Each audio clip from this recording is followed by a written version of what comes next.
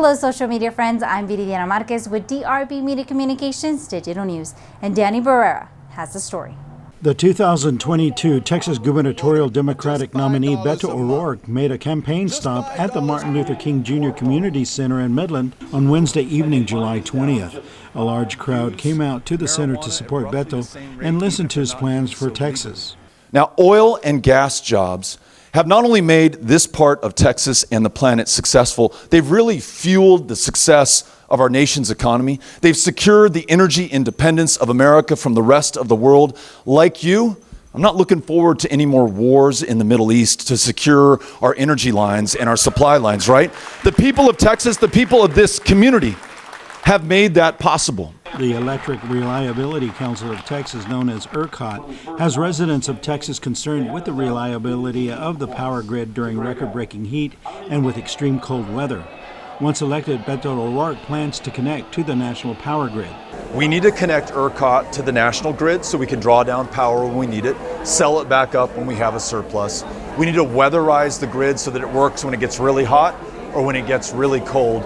And we need to lower utility rates in Texas. They've gone through the roof over the last year. The average increase is $45 a month for every ratepayer in Texas, including here in the Permian Basin. So as governor, I'm going to make sure that we fix the grid, lower utility bills, and do something about inflation in Texas.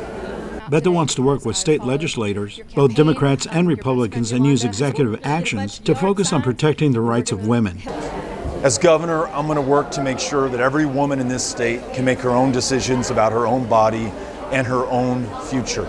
We need to make sure that we look at the choices that we make, the opportunities that we have, and the fact that we are going to lose the lives of Texas women if we don't do the right thing right now. We're also going to lose a lot of talent that's going to leave this state to go to places where they are treated with respect, where they can make their own decisions. Let's make sure that they stay here, they lead great lives, safe, healthy lives where they are in control of their bodies and their future.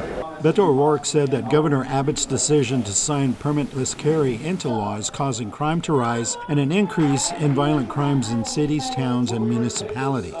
When I listen to most of my fellow Texans, gun owners, non-gun owners, Republicans and Democrats, they can agree that we have a tradition of responsible gun ownership. We use it for self-defense, for protection, for sport, for hunting.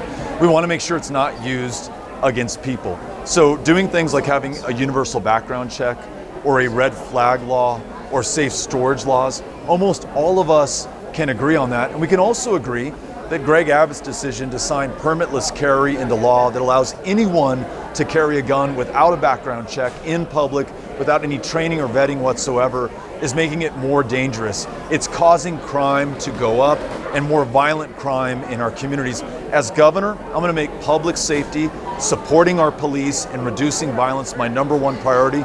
We can do that with common sense gun legislation that ensures that we defend the Second Amendment while protecting lives in our communities.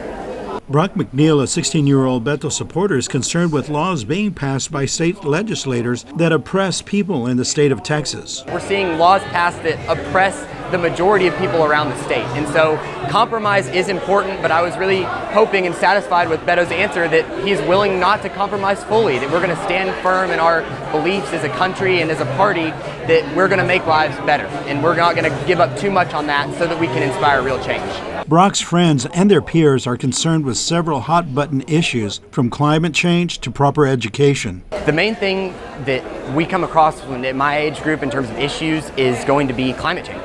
Like, we have to worry. I have conversations with my friends that we worry whether we're going to be able to bring kids into this world and whether they're going to survive to make it. And so that's our main concern. And Beto promises some solutions to that. But in addition to that, we're worried about high incarceration rates. We're worried about the lack of proper education. We're worried about the economic downturn we're going through.